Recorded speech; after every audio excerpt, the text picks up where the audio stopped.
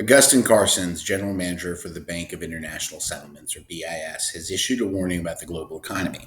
In a recent interview with reporters, Carson said that the global economy is a critical juncture.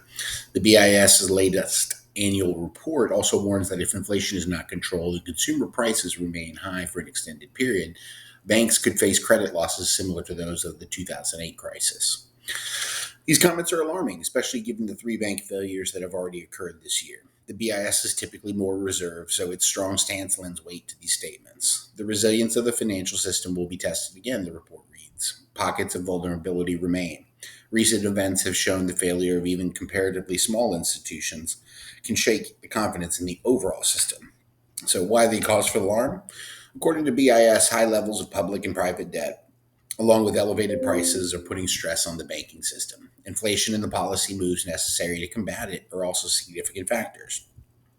It is quite common for banking stress to emerge following a monetary policy tightening, in as many as a fifth of cases within 3 years after the first rate hike.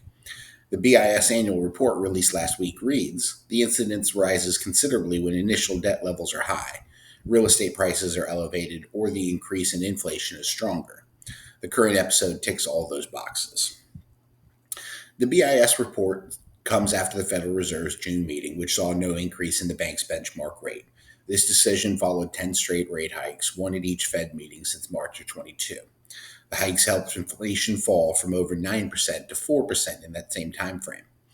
Admittedly, inflation has come down from last year's multi-decade highs, Karsten said, but these were largely the easy gains as commodity prices fell and supply bottlenecks eased.